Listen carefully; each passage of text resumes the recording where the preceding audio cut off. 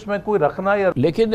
سرفراز صاحب اس سلسلے میں تو کوئی مبالغہ نہیں ہے نا یہ کسی قسم کی یہ گفتگو کہ کوئی اس میں کوئی اختلاف نہیں ہے کہ دراصل یہ جو دہشت گرد حملے ہوتے ہیں جس میں چینی شہریوں کو نشانہ بنایا جاتا ہے، اس کا بنیادی سب سے بڑا ٹارگٹ اولین ترجیح اس کی یہ ہوتی ہے کہ سی پیک کو ڈسٹرب کر دیا جائے، تتر بتر کر دیا جائے. اور ہم سے زیادہ چینی قیادت کو ان کا ظاہر ہے کہ انفلوئنس ہے پوری دنیا میں، ان چیزوں کو سمجھتے ہیں. وہ جانتے ہیں کہ چین کے جو یہ BRI کا منصوبہ ہے، سی پیک جس کی کلیدی ضرورت ہے، اس کو برباد کرنے کی پوری کوشش ہے یہ دہشت گردی کے ذریعے. اور پاکستان اگر یہ ان کو لگے کہ ہماری حد المقدور کوشش نہیں ہے، ہم نے کسی صورت میں بھی کوئی بھی کسر نہیں اٹھا رکھی، تو پھر تو صحیح ہے. اس کے باوجود اگر حملے ہوتے ہیں تو چین کی طرف سے اس کی انڈرسٹینڈنگ پرہیپس ہونی چاہیے، کیونکہ بہرحال اس کا نشانہ سی پیک ہی ہے.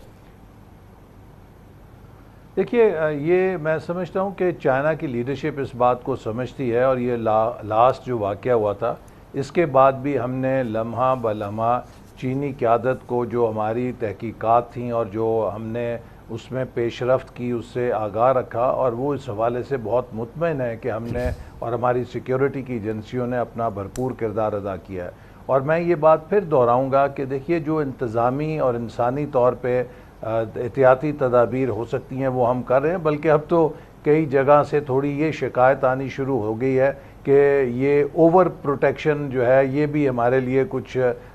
مسائل یا رکاوٹ کا ذریعہ ہے، تھوڑی نرم کی جائے. لیکن ہم اس میں ہمارے ادارے کوئی رسک نہیں لینے کے لیے تیار ہیں. تو ہم جو اس وقت سیکیورٹی ہے اس کے چیلنجز کا بھی ادراک کر کے ہر حد الوسع کوشش کر رہے ہیں. لیکن میں پھر یہ کہوں گا کہ دیکھیے، بحیثیت قوم ہمارے لیے یہ فرض ہے کہ ہم یہ بات سوچیں کہ آج کی دنیا بہت کمپیٹیٹیو ہے. آج کے جو سرمایہ کار ہیں ان کے سامنے پوری دنیا ہے. ابھی حال ہی میں کامران خان صاحب جو سوات کا واقعہ ہوا، آپ دیکھیے کہ قطع نظر اس کے کہ سی پیک ہو یا کوئی اور ہو، اگر ابھی مجھے پتہ چلا کہ وہاں پر ایک انویسٹمنٹ کے لیے غیر ملکی فرم آ رہی تھی جو وہاں پہ ہوٹل بنانا چاہتی تھی، اور وہ مناظر دیکھ کے وہ وہاں سے چلی گئی. یہ کسی ملک کے لیے بھی ممکن نہیں ہے کہ وہ کانفلکٹ کو زور دے یا اپنے ملک کے اندر لا اینڈ آرڈر کو خراب کرے اور وہاں پر پھر انویسٹمنٹ کو بھی وہ مدعو کر سکے.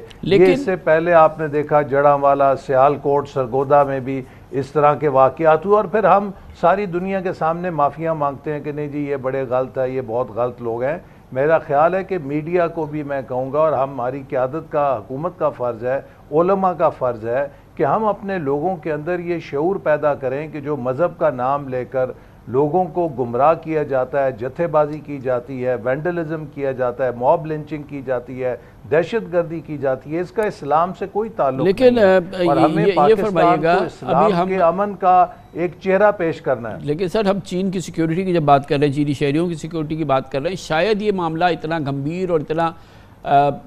اس قدر اس کی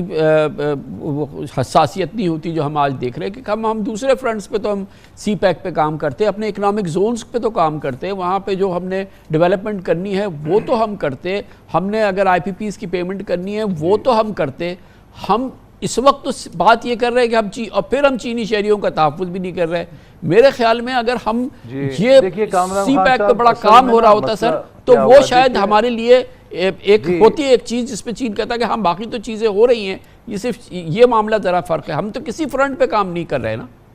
دیکھیے، 2013 سے لے کے 2018 تک بھرپور سی پیک کے اوپر عمل درآمد ہوا. اس وقت تک جو $25 ارب کی پاکستان میں سی پیک کی سرمایہ کاری ہوئی، یہ سارے وہی منصوبے ہیں جو 13 سے لے کے 18 کے درمیان شروع کیے گئے. 18 میں جو تبدیلی آئی اس نے ہر پالیسی کو جو مسلم لیگ نون کے دور میں شروع ہوئی تھی اس کو ریورس کر دیا، اور اس نے ہر اس چیز کو جو ہمارے دور میں بنی تھی اس کو سکینڈلائز کر دیا. اس وقت آپ کو یاد ہوگا کہ 17-18 میں اگر آپ کراچی سے اسلام آباد کی کسی بھی پرواز میں آتے تو ہر جہاز میں 10-15 چائنیز بزنس مین آپ کو نظر آتے تھے، چونکہ پریزیڈنٹ شی نے سب کو کہا تھا کہ آپ پاکستان میں جا کے سرمایہ کاری کریں. 2018 اور 22 کے درمیان ہم نے جو ماحول بنایا جو ان کے ساتھ سلوک کیا، ایک ایک کر کے کوئی ویتنام چلا گیا، کوئی کمبوڈیا چلا گیا، کوئی لاؤس چلا گیا، نقصان ہمارا ہوا۔ ہم نے ایک بھی اسپیشل اکنامک زون میں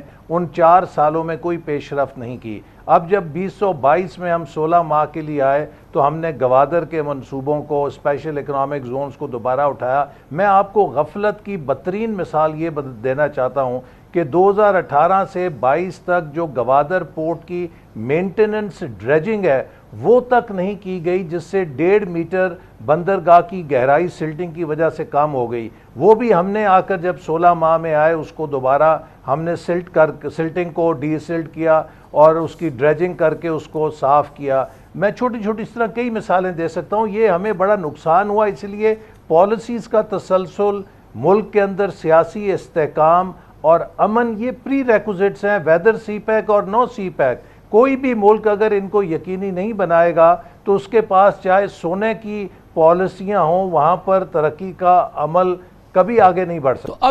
اب اس پوری ایپیسوڈ کے بعد حملہ ہو گیا، اس کے بعد چلے ایک ری بلڈنگ شروع ہوئی ہے، پرائم منسٹر کا دورہ ہو گیا، آرمی چیف ساتھ چلے گئے، آپ لوگ سب گئے، ان کو بتایا سمجھایا، انہوں نے بھی بڑی فراخ دلی سے آپ کی بات سنی۔ اب انہوں نے ایک اس کے جوابی دورہ کیا، بہت ہی ہائی رینکنگ چائنیز آفیشل ہمارے پاس آ گئے، ہم نے تمام چیزیں کر لیں۔ پہلے بھی حد المقدور کوشش کر رہے تھے، اب انشاءاللہ تعالیٰ اور بھی کریں گے۔ تحفظ کرنا ہمیں اپنی جانوں سے زیادہ عزیز ہونا چاہیے، غیر ملکی شہری، چینی شہری کا۔ اچھا، یہ سب کچھ اب ہو گیا ہے، جس کے لیے اب سب کچھ کر رہے ہیں کہ سی پیک میں کوئی مٹیریل ہمیں بہترین نظر آئے، اس کی کوئی راہ دکھائیے۔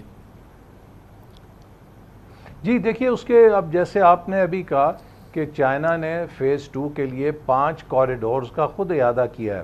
کہ وہ 5 کوریڈورز میں فیز 2 جو ایک اپ گریڈڈ ورژن ہوگا فیز 1 کا، اسے کریں گے۔ پہلا ہے کوریڈور آف گروتھ، دوسرا ہے کوریڈور آف لائیولیہوڈز، تیسرا ہے کوریڈور آف انوویشن، چوتھا ہے گرین کوریڈور، اور پانچواں ہے اوپن کوریڈور جس میں ہم علاقائی تعاون کو بھی یقینی بنائیں گے۔ اس کے تحت بہت سارے منصوبے ہیں جن پر اب پیش رفت ہو چکی ہے۔ کچھ ہائیڈل انرجی کے، گرین انرجی کے، رینیوبل انرجی کے منصوبے ہیں جن کو ہم آگے بڑھائیں گے۔ سب سے بڑھ کر یہ ہے کہ اس کے تحت ہم business to business, private sector cooperation کو آگے بڑھائیں گے تاکہ انڈسٹریل کوآپریشن ہو۔ اور ابھی حالیہ دورے کے اندر پہلی دفعہ پاکستان اور چین کے پرائیویٹ سیکٹر کے درمیان اتنا بڑا میگا ایونٹ ہوا کہ جس میں تقریباً 150 پاکستان کی بزنس انٹرپرائزز جو مختلف شعبوں سے تھیں اور 250 کے قریب چائنیز بزنس انٹرپرائزز، ان کی کانفرنس ہوئی جن کی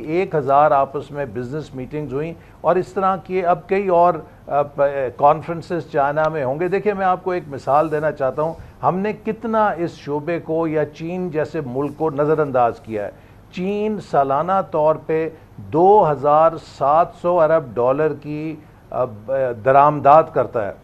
چین کی 2700 ارب ڈالر کی درآمدات میں ہم صرف 3 ارب ڈالر کی پاکستان سے برآمدات کرتے ہیں۔ There is a huge market next door, جو کہ ہمارے پرائیویٹ سیکٹر کے لیے ایک کھلا میدان ہے کہ اس کو 3 سے 30 کر لیں، 30 سے 50 ارب ڈالر کر لیں۔ اس کے لیے اب ہماری کوشش ہے۔ اسی طرح جو اسپیشل اکنامک زونز ہیں، اس کے لیے چین کے ماہرین آ رہے ہیں، وہ ہماری مدد کریں گے کہ ہم ان کو کامیاب کریں کہ جس میں اب چائنا کی وہ انڈسٹری جو ری لوکیٹ ہو رہی ہے وہاں پہ لیبر کاسٹ ہونے کی وجہ سے وہ پاکستان کی طرف آئے۔ اسی طرح زراعت کے لیے جو اس دفعہ ایک بہت اچھی انڈرسٹینڈنگ ہوئی ہے کہ چائنا پاکستان کو ایگریکلچر پروڈکٹیوٹی بڑھانے میں ہمیں سیڈ ڈیولپمنٹ کے اندر ہمیں ڈرون ٹیکنالوجی کے ذریعے اور دیگر جدید ٹیکنالوجیز کے ذریعے پاکستان کی زرعی پیداوار کو بڑھانے کے لیے ہماری مدد کرے گا، ہمارے سائنٹسٹ کی ٹریننگ کرے گا، جس سے ہماری استطاعت کار بڑھے گی۔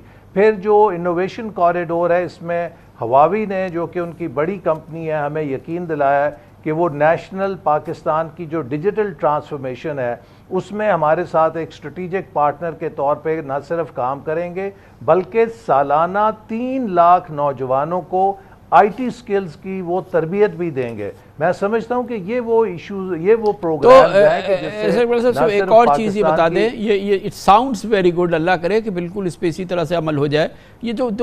دیامر اور داسو جو ہیں، جہاں پر یہ معاملہ ہوا، داسو اور دیامر بھاشا، ان پہ کام شروع ہوگا پراپر طریقے سے اسی سپیڈ سے؟ جی بالکل، دیکھیے اب ہم نے یہ کیا ہے کہ جو پہلے سی پیک اور نان سی پیک سیکیورٹی کی کلاسیفیکیشن تھی وہ ختم کر کے جہاں پر بھی چینی ورکرز کام کر رہے ہیں ان کی سیکیورٹی اسی درجے پہ ہے جو سی پیک منصوبوں کی تھی، اور ان تمام جگہوں کی اب فوج کو براہ راست سیکیورٹی دی گئی ہے، اور جہاں جہاں چائنیز کی زیادہ کانسنٹریشن ہے وہاں پر ہم سیف سٹیز بھی انسٹال کر رہے ہیں تاکہ ہم بہتر وہاں پہ سیکیورٹی کے اوپر سرویلنس رکھ سکیں، اور اسی طرح کئی اور ایسے اقدامات ہیں جو میں پبلکلی نہیں بتانا چاہتا جن کو حکومت بروئے کار لا رہی ہے تاکہ بہتر سیکیورٹی کو انشور کیا جا سکے۔ بہت بہت شکریہ جناب احسن اقبال ہمارے ساتھ موجود تھے، وزیر پلاننگ منصوبہ بندی۔